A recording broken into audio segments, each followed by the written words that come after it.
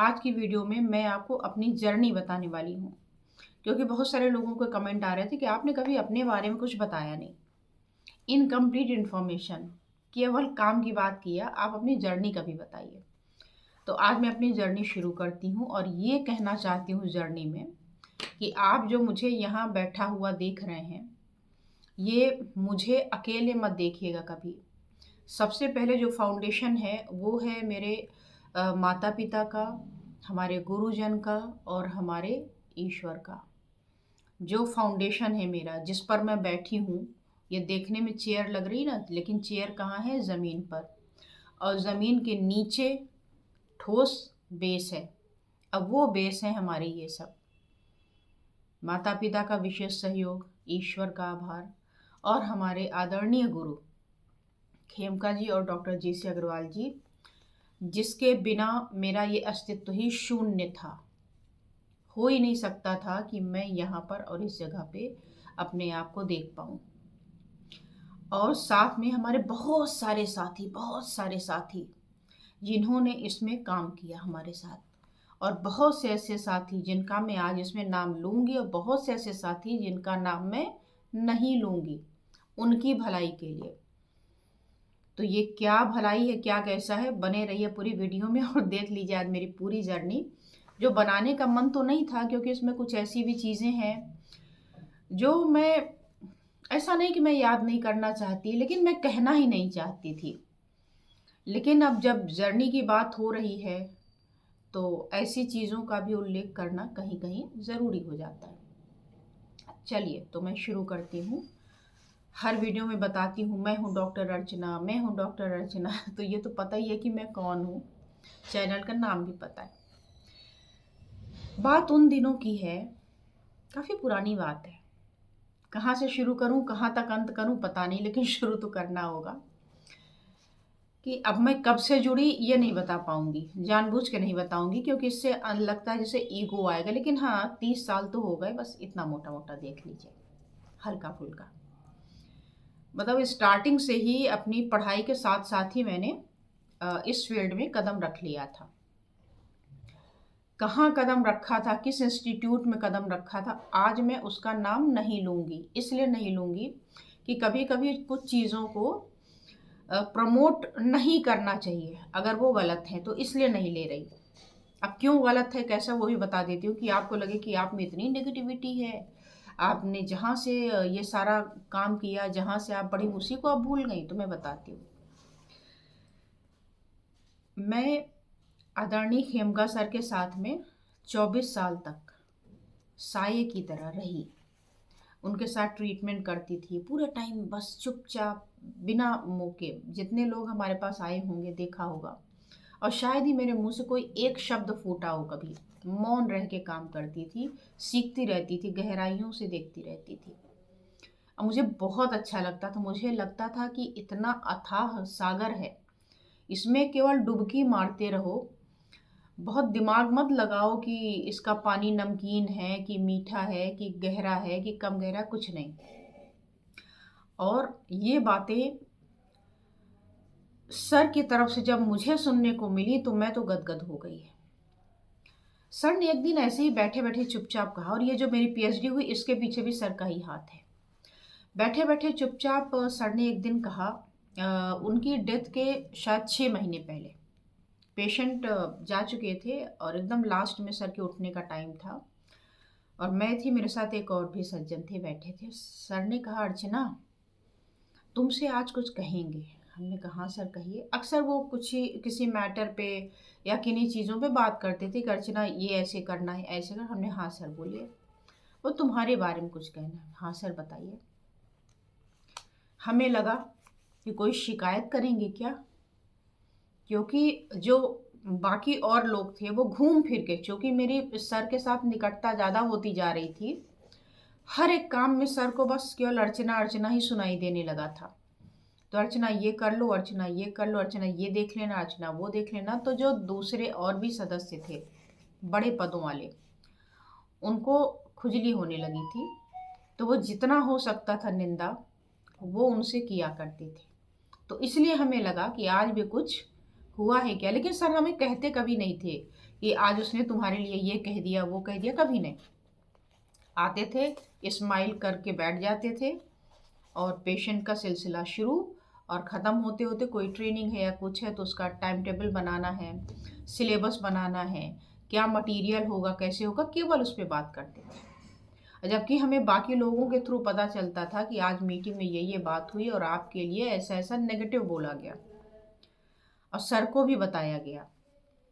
और मैं भी चुपचाप रहती थी कि मुझे क्या फ़र्क पड़ता है, जो बात अस्तित्व में है ही नहीं है उस पे कमेंट करके या उस पे बात करके क्या मतलब है, कोई नहीं। तो मैं शांत रहती थी, जबकि मुझे ये सारे कार्य शायद अब मुझे लगता है कि एग्रेसिव होने के लिए किए जाते थे, लेकिन मैं नहीं होती थी ज़बरदस्ती। तो सर ने हमसे कहा कि देखो, अ, तुम्हारे से कम पढ़े लिखे लोग, तुमसे कम क्वालिफाइड लोग तुमसे ऊपर आएंगे, तुम्हें डोमिनेट किया जाएगा। या हो सकता है उनको वो सारी बातें यहाँ पे रही हों, वो कहना चाह रहे थे, पर तुम्हें डोमिनेट किया जाएगा। लेकिन तुम एक काम करना, तुम मौन रहना, तुम किसी को पॉजिटिव नेगेटिव कुछ मत बोलना, तुम्हें नीचे गिराया जाएगा, तुम्हें नीचे दबाया जाएगा, तुम्हें उठने का मौका भी नहीं मिलेगा। कुछ मत बोलना, तुम शांत रहना, पैसों के पीछे मत भागना, पैसों की तरफ मत देखना कि उसे इतना मिला, हमें इतना मिला, उसकी एजुकेशन तो इतनी ही है और हमारी तो डबल एमए है, एमएससी है, और अब तो तुम पीएचडी भी करने जा रही हो, और तुम्हें इतना हो रहा है, तुम्हारे पास इतने काम है, उसके हिसाब से इतना मिला। कुछ मत सोचना। एक बात बस जान लो अर्चना, कि तुम्हें एक दिन ना बहुत बड़ा रिवॉर्ड मिलने वाला है। मैं हतप्रभ रह गई, रिवॉर्ड? कैसा रिवॉर्ड? मैं तो सुबह से शाम तक सिर झुकाए क्लास लेना, ट्रीटमेंट करना, क्लास लेना, ट्रीटमेंट करना, क्लास लेना, ट्रीटमेंट करना, बाहर जाना, बाहर से लौटे आ रहे हैं, फिर वहाँ भागे जा रहे हैं, फिर ऐसे कर रहे हैं। इसके अलावा तो हमें समझ नहीं आ रहा है। उसके बदले हमें नेगेटिव कमेंट ज़रूर कहीं ना कहीं से कान में आ रहे हैं कि आज तो आपने ये गजब कर दिया, आज आपने वो गजब कर दिया, और वो ऐसे गजब होते थे जो मेरे द्वारा किए ही नहीं गए होते थे। सुनती गई, सुनती गई। उसके बाद सर चले गए दुनिया से, और सर के जाते ही वो सारी चीज़ें जो वो कह रहे थे वो होनी शुरू हो गई थी। एक छोटे से मुर्गी के दड़बे में बैठा दिया जाना, चारों तरफ से बिल्कुल पैक्ड करके, न उसमें पंखा, पंखा भी नहीं, गर्मी का टाइम, न पंखा, एसी तो छोड़ दीजिए, और न लाइट।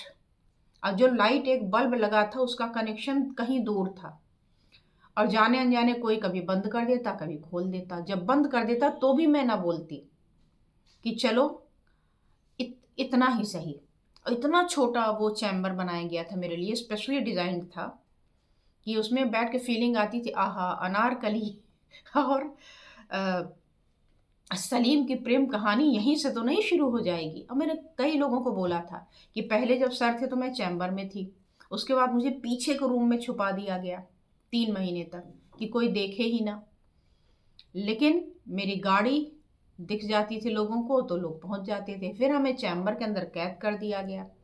तो मैंने कहा अंदर फिर बाहर फिर बाहर, अभी चैम्बर, अब इसके बाद मेरा बाहर का रास्ता होगा, देख लेना। लोगों ने कहा नहीं, सर के बाद आप ही देख रही हैं और कोई नहीं देख रहा, कैसे होगा क्या होगा। एनीवे, और एक दिन क्या हुआ, जिस दिन मैं लास्ट उठी थी वहाँ से चैम्बर से, 250 के आसपास पेशेंट हमने देखे थे 3 घंटे में। और ये उस दिन का नहीं था, ये सिलसिला था, कभी 325 भी पहुँचते थे 3 घंटे में ही। और ये टाइम का जो फ्रेमवर्क और रिजिड एक टाइम को लेकर के था, वो सर ने ही सिखाया था। ये नहीं कि अगर 10 बजे का टाइम है तो हम 12 बजे पहुंच रहे हैं अपने आप को बड़ा दिखाने के लिए। हम बड़ा किसको दिखाते? और उठने का टाइम हमारे 2 बजे है तो हम 5 बजे तक वहाँ बैठे हुए हैं, लटके हुए हैं, नहीं। एकदम टाइम से डॉट। अगर 3 बजे का टाइम है तो मैं 2:45 पे पहुँचती थी, 7 का टाइम है तो ठीक 7 पे उठ गई, और सब पूरा मैनेज करने के बाद। उसके बाद आ गया कोरोना।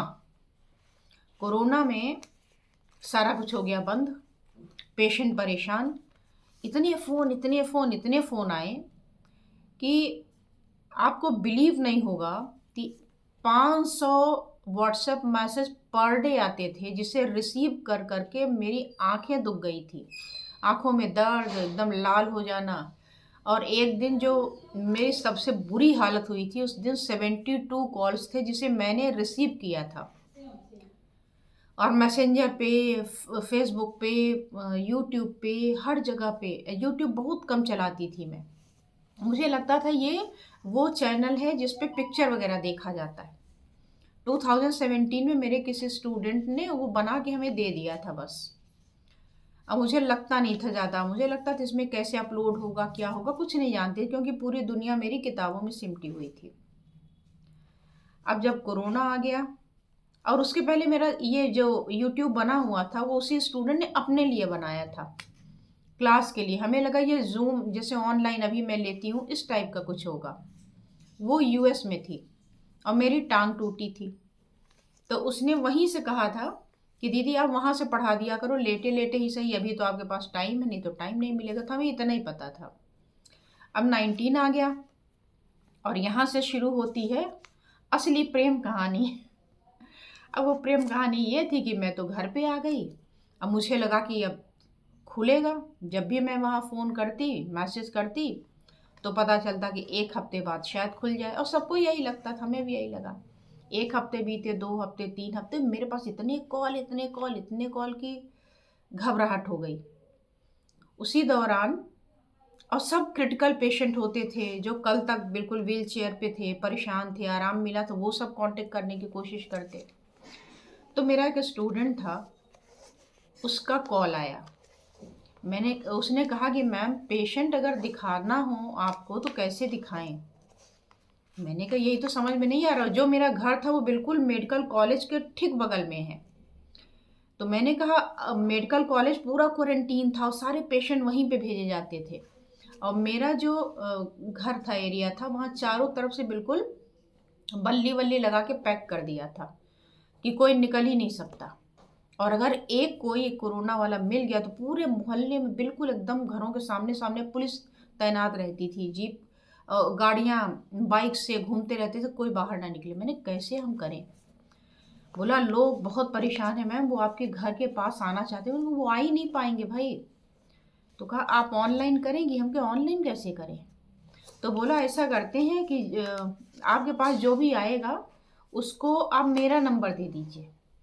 अब मैं क्या करूँगा कि सारे उसके रिपोर्ट, परेशानी मैं अपने पास ले लूँगा और ले करके आपको व्हाट्सएप पे कॉलिंग करके आपको बता दूँगा, और व्हाट्सएप कॉलिंग पे उसको भी जोड़ लूँगा और मैं कर लूँगा। मुझे ये भी नहीं पता था व्हाट्सएप कॉलिंग भी होती है कुछ चीज़। एनीवे, इस तरीके से धीरे धीरे सिलसिला चला। कुछ लोगों को जब पता चल गया तो उनको मज़े आ गए और संख्या बढ़ने लगी। अब पूरे टाइम व्हाट्सएप पकड़े पकड़े पकड़े पकड़े मेरे हाथ पैर, कान से मेरे आवाज़ें आने लगी थी, सीटी बजने लगी। मैं पैर रखूं यहाँ तो पड़े वहाँ, एकदम चक्कर लगे, ये ब्रेन हमारा श्रिंक ना कर जाए, यूं यूं हिलता रहे पूरे टाइम। एकदम बहुत बुरी हालत थी, चक्कर आना, ये होना। तो हमें लगा अब हम कोलैप्स ना हो जाए। 50-50, 60-60 call call call call call, एकदम हालत ख़राब। तो धीरे धीरे धीरे उसने लैपटॉप पे हमें स्विच कर लिया, बोला जूम मीटिंग बनाइए। उसी ने बना के दी, मुझे तो कुछ आता नहीं था। फिर इसी तरीके से करते करते एक पैटर्न बन गया कि चलो जो भी आएगा सबको उसका नंबर में दे देती, इस नंबर में भेजो। तो काम अब 2 में बट गया। थोड़ा टाइम लगा लेकिन बट गया। फिर वहाँ से जूम की लिंक विंक दे करके वहाँ से करना शुरू कर दिया धीरे धीरे। उसके पहले मैंने वहाँ से परमिशन ली, मैंने मैसेज किया और वहाँ से भी आया कि ऑनलाइन के लोग परेशान हैं, आप करना चाहोगी। हमने करना चाहोगी का क्या मतलब है, हमें करना ही है, परेशानी हो रही है। बोला क्या फ़ीस रखोगी। हमने कहा फ़ीस का नहीं सोचा, मैं तो फ्री करूँगी। बोला नहीं नहीं फ्री नहीं करना है, आप पैसे ले सकती। मैंने कहा नहीं पैसे की कोई ज़रूरत नहीं, क्योंकि मैं वहाँ भी तो फ्री ही कर रही थी इतने सालों तक, उसके तो कोई पेमेंट मैं लेती नहीं थी पेशेंट के। तो पता चला कि अच्छा रुको मैं बताता हूँ, और आप जो है ना ऐसा कर। अच्छा फिर उसके बाद दूसरे दिन मैसेज आया कि ऐसा कीजिए कि जो मेन व्यक्ति है, नाम नहीं लूँगी क्योंकि मेरे नाम लेने से वो फेमस हो रहे हैं अब, और मैं नहीं चाहती कि कोई भी गलत व्यक्ति मेरे द्वारा फेमस किया जाए।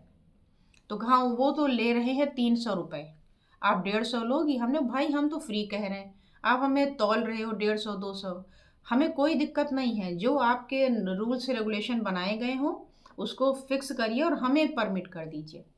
लेकिन जब देखा परमिशन नहीं मिली, आज तक की डेट में 2025 हो गया, आज तक कोई कंफर्मेशन रिपोर्ट ही नहीं आई कि तुम्हें करना है नहीं करना है या क्या करना है।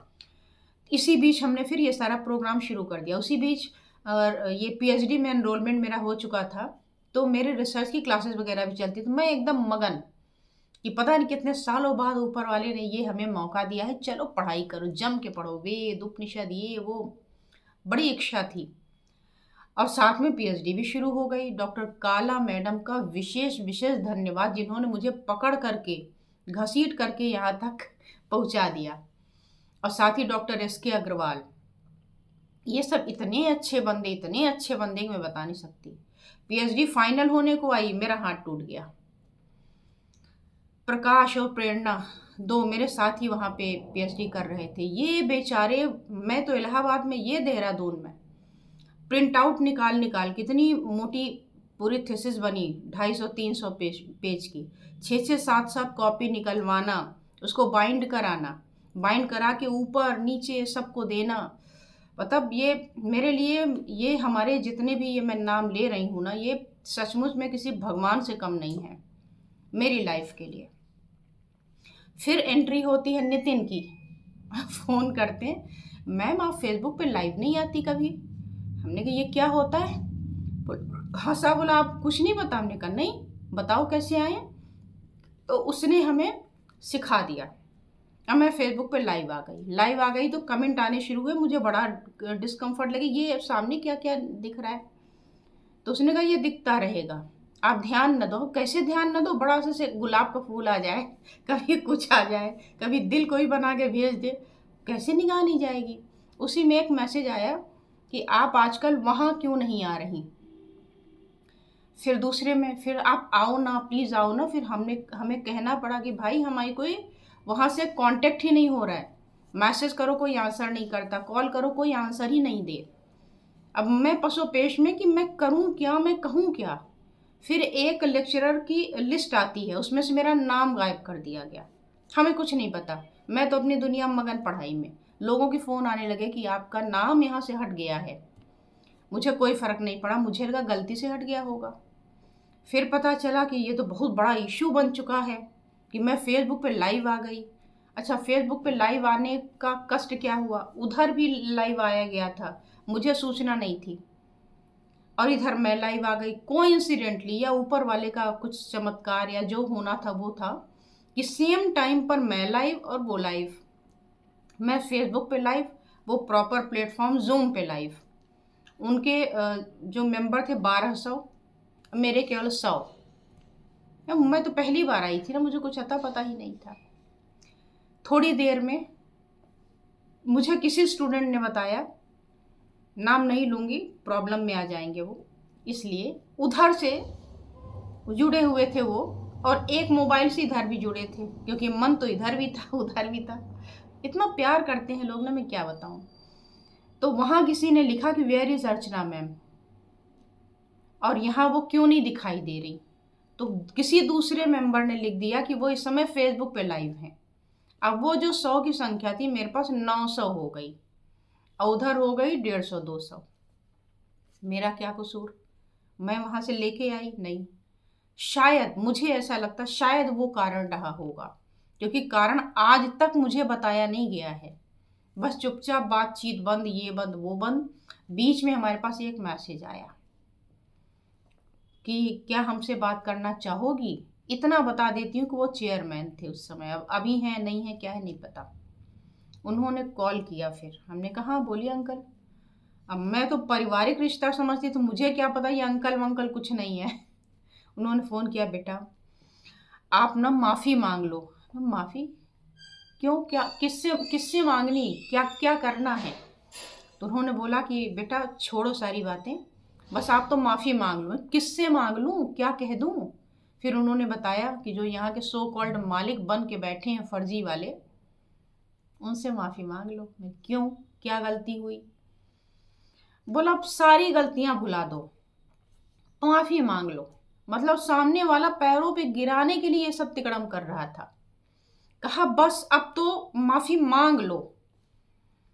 हमने कहा उससे क्या होगा, और फिर गलती तो बता दीजिए ना हमें, हम क्या कहें कि हमसे ये गलती हो गई, हमें माफ़ कर, कुछ कुछ बताइए तो। बोला ये हमें भी ठीक से नहीं पता है, तुम बताओ तुमसे क्या गलती हुई होगी, अब देखिए। मैंने हमने तो कोई गलती नहीं करी, गलती हमेशा अनजाने में होती है, हो सकता है कुछ हुआ हो, तो क्या हुआ है वो तो आप हमें बताएंगे ना। बोला देखो आज गुरु पूर्णिमा है, गुरु से माफ़ी मांग लेने से कोई छोटा नहीं हो जाता। अगर आप माफ़ी मांग लोगी उनसे तो वो सब भुला देंगे, सारी गलतियों को तुम्हारे, और फिर से तुम्हें क्लास मिलने लगेगी, तुम्हारा नाम लेक्चरर वाले में आ जाएगा और तुम सब वैसे ही होने लगेगा, ट्रीटमेंट में भी तुम्हें मौका मिल जाएगा बैठने का। मैंने कहा माफ़ी बिना कारण के? मैंने कहा नहीं मांगूंगी। और रही गुरु की बात, तो गुरु शिष्य को हमेशा संवारता है, साथ देता है। वो व्यक्ति मेरा गुरु गुरु कोई नहीं है, न कभी था, न है, न रहेगा। मेरे जो गुरु थे वो थे, अब वो नहीं है, नहीं है तो नहीं है। मैं रोज रोज गुरु ये सब बदलने वाली तो हूं नहीं। अब वो चुप हो गए। बोल फिर उन्होंने हमें इनडायरेक्टली कुछ कहना चाहा कि तुम तो बर्बाद हो जाओगी, मिट जाओगी, ये वो।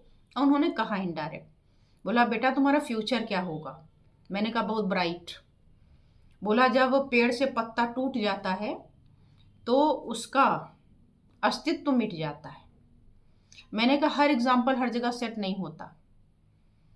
मैं टूटी कहाँ, मैं कहाँ टूटी, आपने नोच के फेंक दिया। तो मैं वो ब्रायोफिल्म हूँ। ब्रायोफिल्म एक लीव होती है, अजूबा उसको हिंदी में बोलते हैं, कि उसकी पत्ती को आप फेंक देंगे तो पत्ती से ही पौधा निकल आता है। मैंने कहा अब तो मैं हो गई अजूबा, क्योंकि आप कारण बता नहीं रहे। अब कुछ बता रहे हैं कि बस तुम चरणों में झुक जाओ। क्यों झुक जाऊं, क्या मैं कहूँ क्या कि ये गलती है मुझे माफ़ कर दीजिए, और ये गलती बोल दो कि मेरी जो भी गलती हुई हो जाने अनजाने माफ़ कर दीजिए, और ये गलती मैं दोबारा कभी नहीं करूँगी, अब मुझे इस संस्थान में वापस बुला लीजिए। मैंने कहा नहीं होगा। इसलिए नहीं होगा कि मुझे जब पता ही नहीं है कुछ, तो मैं कौन कौन सी मांग लूँ। अब वो गलती मैं दोबारा क्यों नहीं करूँगी जब मुझे पता ही नहीं, वो गलती मैं फिर करूँगी, रोज रोज करूँगी, तो मैं ऐसे कैसे माफ़ी मांग लूँ भाई? तो उन्होंने कहा तुम्हारा अस्तित्व मिट जाएगा, तुम्हारा फ्यूचर खराब हो जाएगा। मैंने कहा नहीं होगा। अगर हमारे गुरु में दम रहा होगा, उन्होंने हमें शिक्षा दी होगी, मेरे क्वालिफिकेशन में दम होगा, तो आज से ठीक 5 साल बाद आप अपने फ्यूचर और मेरे फ्यूचर को देख लीजिएगा। ये पता नहीं क्यों ऐसे मुंह से निकल गया था मेरे, और कल मैं देख रही थी जब मेरे 1 लाख सब्सक्राइबर पूरे हुए कि अरे 5 साल ही तो हो गए पूरे। और वैसे असली 1 साल के अंदर हमारा ये चैनल अच्छे से काम इस पर हुआ, क्योंकि टाइम ही नहीं मिलता था। इतने पेशेंट कॉल कि ये बता दीजिए, वो बता दीजिए, उसको बता रहे, इसको बता रहे, पूरे टाइम बिजी में। तो अभी ये पिछले 6 महीने मुश्किल से शायद 1 साल हुआ होगा कि जब मैं कंसिस्टेंटली, और फिर कमिटमेंट हमने किया एक दिन सर से। सपने में आते थे मेरे, अभी भी आते। एक दिन तो GC अग्रवाल जी आए और मेरे ही बॉडी में एनाटमी फिजियोलॉजी, मतलब मैंने अपनी आंखों से अपने अंदर के सारे ऑर्गन लाइव देख रही थी। तो ये आते हैं दोनों ही मेरे पास, इसीलिए मैं कहती हूँ वो गए नहीं हैं। और कभी कुछ होता है तो बता जाते हैं कि ऐसे ऐसे क्या क्या करना है, करती रहती हूँ। हो सकता है आप में बहुत से लोगों को लग रहा हो कि ऐसा कैसे हो सकता है, but it is true, you believe it और नॉट, है ना। ये तो अपने अपने मतलब उसकी बातें में तो रोंगटे खड़े होते हैं सोच सोच के। कहीं फंसती हूँ, सोचती हूँ क्या करूँ, तो सामने मुस्कुराता चेहरा याद आता है और वही पेज खुलता है जिसकी ज़रूरत थी। तो ये बातें हो गई, वहाँ से मैं किनारे हो गई। उसके बाद हमारे स्टूडेंट के पास धमकियों भरे कॉल किए जाते हैं अर्चना के लिए। तो मैं इतनी बड़ी बाहुबली और डॉन बन गई थी, उसमें बागी बन गई थी, आतंकवादी, पता नहीं क्या क्या बन गई थी शायद दूसरों की निगाह में। तो मेरे पास में 3 धमकियां आई थी। वो 3 धमकियां, जो 3 नेगेटिव कमेंट थे, उसको लेकर के हमने कॉम्प्लीमेंट मान लिया। और जो सर को कमिटमेंट किया था वो तो किया ही था कि ये रुकेगा नहीं, ये झुकेगा नहीं, थेरेपी मैं नहीं। तो पहली धमकी नंबर एक ये थी कि अर्चना से जाकर कह दो कि हम उनको मिट्टी में मिला देंगे। धमकी नंबर दो थी कि हम उनका करियर नष्ट कर देंगे। धमकी नंबर 3 कि कुछ नाम लिए गए थे कि उनकी उनकी उनकी तरह इनको भी मिटा देंगे। और तीसरा था कि मैं उनको दाल रोटी का मोहताज कर दूंगा। जिन्होंने हमारे पास फ़ोन किया था वो रो रहे थे लिटरली। अब मुझे बड़ा दुख हुआ उनका रोता देखकर। अरे क्या भैया, आप ऐसे रोते बच्चों की तरह? जिस व्यक्ति ने आपको कॉल किया था, अब उनका नाम लूंगी तो वो भी फेमस हो जाएंगे। अब मैं नहीं चाहती गंदी चीज़ें कहीं फैलें और बिखरें। वो गंदे ही लोग थे। अदरवाइज बिना किसी कारण के, बिना किसी उसके आप ऐसे कैसे कर सकते हैं भाई? धमकी दे रहे हैं। अच्छा चलिए, मैं ये भी मान लेती हूँ कोई व्यक्ति अपनी बुराई कभी नहीं करता। हालांकि मेरे साथ ऐसा नहीं, मैं गलत होती मैं बोलती, लेकिन मान लेती हूँ थोड़ी देर के लिए, यस आई वॉज रॉन्ग, मेरे में कोई गलती थी, मैंने जानबूझ के कोई गलती कर दी। तो आप मेरे से मीटिंग कर लेते, आप मुझे बुला लेते, 4 लोगों के बीच में आप कॉल कर लेते, मुझे डांट लेते, मुझे कुछ कहते। तो आपने कॉल क्यों नहीं किया? आपको बुलाना चाहिए था। अगर आपके ऑफिस में कोई कर्मचारी है, भले ही वो कर्मचारी के लेवल से उठा दिया है आपने, उसे अपने बराबर बना दिया, फिर भी तो आपकी जिम्मेदारी नहीं है कि अगर कोई गलती हो जाए पहली बात उसको बताइए कि तुमसे ये गलती हो गई, डांट लीजिए। बार बार रिपीट कर रहा है गलती, उसको नोटिस दे दीजिए, नोटिस की कॉपी दिखा भी दीजिए कि इनकी इस गलती के लिए इनको निकाला जा रहा है। लेकिन बाद में फिर सोच समझ के दिमाग लगा के लेटर भी लिखा गया मेरे पास। लेकिन तब ये पराकाष्ठा थी, मुझे लगा नहीं, अब मत रुको। और उस लेटर का जवाब मैंने बढ़िया अच्छी तरीके से दे दिया, और उसके बाद जाकर के मुंह बंद हुआ। नहीं तो कोई यहाँ फेसबुक व्हाट्सएप पे कटिंग मेरी डाल दे रहा है, कहीं वहां डाल दे रहा है जबरदस्ती का।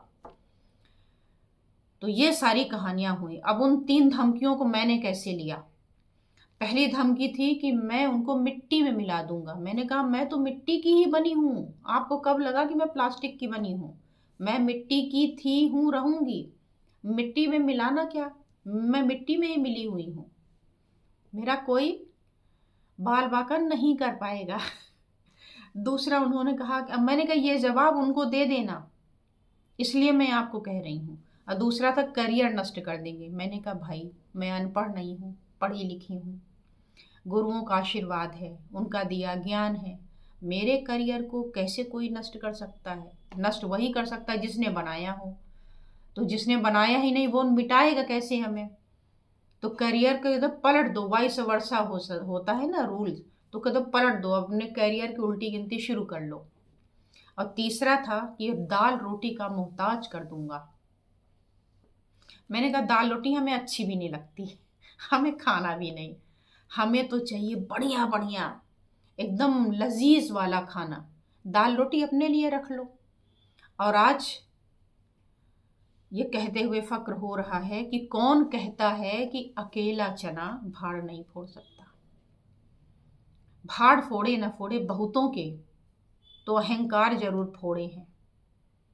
और इन सब में आप जैसे बहुत सारे स्टूडेंट की हमारी महती भूमिका रही है, जिन्होंने हमें उस समय पकड़ के मजबूती के साथ रखा, सहारा दिया। पीएचडी की बात करूं, उसके पे मैं अलग वीडियो बना दूं क्योंकि काफ़ी ज़्यादा बड़ी हो रही है मुझे लग रहा है। लेकिन अभी भी मैंने गोल गोल करके शॉर्टकट हटाए हैं, और ये वो बातें बताई हैं जो मैं कभी नहीं बताती। और बहुत सारे लोगों के मन में ये धारणा है कि आप खुद से वहाँ से निकल गई, इसलिए भी ये मैं बता रही हूँ कि मैं नहीं निकली, उधर से ही ये वाला अपॉइंटमेंट लेटर मुझे मिला था। लेकिन जो भी होता है, मैंने सर से सुना था बहुत अच्छा होता, सर ने कहा था मौन रहना, तो मैं मौन थी। और आज हल्का से बता दिया क्योंकि आपके पास मेरे पास कमेंट बहुत आ रहे थे। और मेरा आज की डेट में या उस समय या कभी भी पहले, अब और आज के बाद किसी से कोई भी दूर दूर तक का संबंध नहीं है। ना नेगेटिव है ना पॉजिटिव है, मैं न्यूट्रल हूँ। और जो इनमें बिल्कुल अच्छी तरीके से शामिल थे, उनकी अगर मैं कहानी बताऊंगी तो आपके रोंगटे खड़े हो जाएंगे। ऐसे भी व्यक्तित्व होते हैं दुनिया में।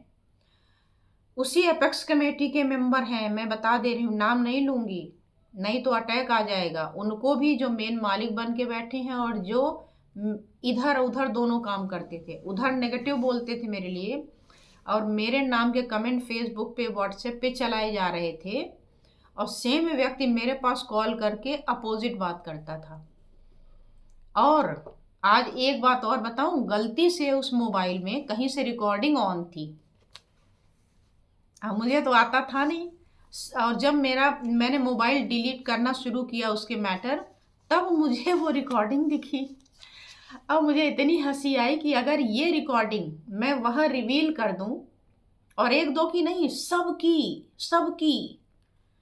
अब आप लोग देखिए जरा कि आपके खेमे में कैसे कैसे आस्तीन के सांप बैठे हैं कि उधर कुछ बोल रहे थे, हमारे पास आके उनकी बुराई कर रहे थे कि अरे वो गंदा आदमी। अब मुंह से निकल आए तो बोल ही देती हूँ, गंदा आदमी है, घटिया है, क्या कहूँ, अपने आप को पता नहीं क्या समझता है। आप झुकना मत, ये मत, एक तरफ लेटर साइन करवा रहे हो, एक तरफ झुकना मत, दबना मत, तुम बेटा करो, हम तुम्हारे साथ हैं पीछे से। हमने कहा हमें पीछे से साथ देने वाले लोग पसंद नहीं, क्या पता पीछे साथ देंगे या धक्का देंगे, लेकिन याद रहे अगर धक्का भी देते तो उस धक्के से मैं आगे निकलती, गिरती ना। तो डिपेंड करता है आप किसको कैसे लेते हैं। मैंने भाई दाल रोटी तो तुम्हें नसीब हो, तुम्हें मुबारक हो, दाल रोटी खाओ, मस्त रहो, जीने का सहारा है वो तुम्हारे, हमारे लिए नहीं है। तो उस समय सीमा, अभी नाम ले रहे हैं ना, तो उस समय उसका ब्लड प्रेशर बढ़, मेरा नाम क्यों ले लिया, ये वो बंदे हैं। सीमा है, डॉक्टर रश्मि है, डॉक्टर नवजोत है, डॉक्टर नवीन जी है, नितिन का नाम ले लिया, डॉक्टर SK अग्रवाल, अनुपम, मधु, प्रियंका, मनीषा, प्रेरणा, प्रकाश, कितने नाम मैं लूं। और अभी इसमें से कुछ बहुत ही खास नाम हैं जो मैं ले नहीं सकती, क्योंकि अभी भी वो उधर भी हैं और इधर भी हैं।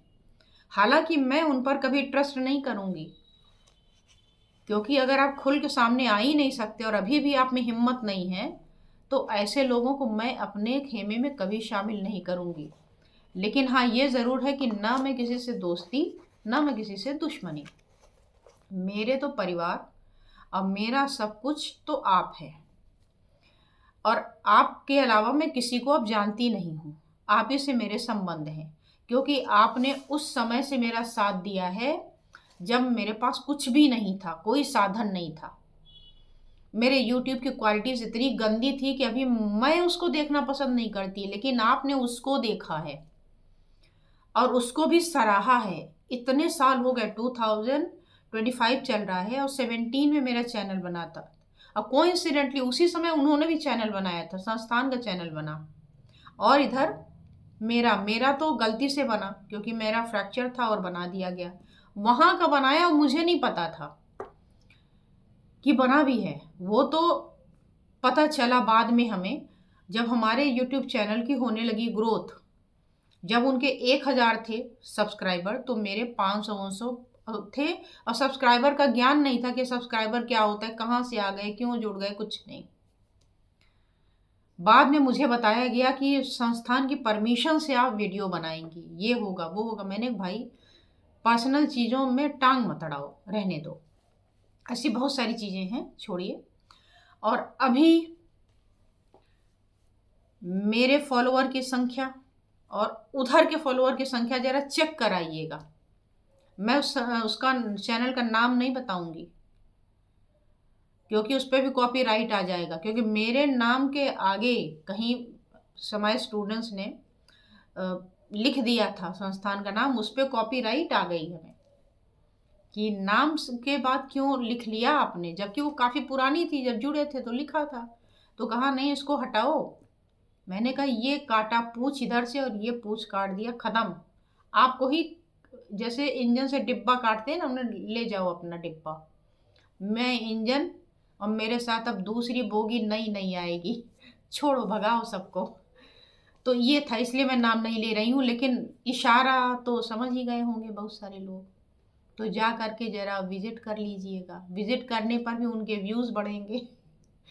चाहे तो व्यूज़ बढ़ाइए, और चाहे केवल लोगो चेक करके और सब्सक्राइबर देख करके वापस लौट आइए।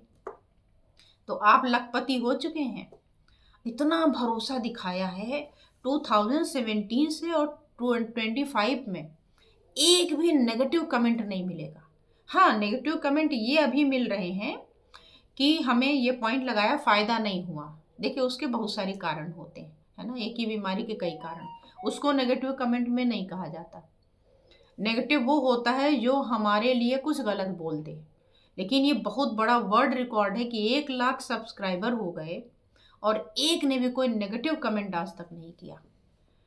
इतनी गंदी वीडियो, वीडियो हिल रही है, लाइट का कोई ज्ञान नहीं है, पॉइंट ठीक से नहीं समझ में आ रहा है, ठीक से बता भी नहीं पा रहे, हाथ ऐसे है, पॉइंट यहाँ बता रहे हैं।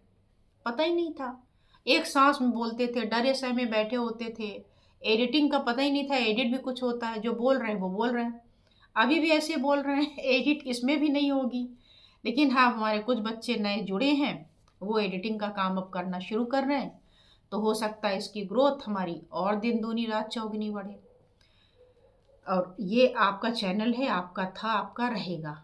जो भी आपको कमेंट करने हो, जैसी आपको टॉपिक चाहिए, जो आप बताते रहा करिए, मैं बताती रहूँगी। अब अगली वीडियो में मैं आपको पीएचडी की डिटेल दूंगी, और आज के बाद इस तरीके के कमेंट पर कोई आंसर मैं नहीं करूँगी, ना तो वीडियो बनाऊँगी।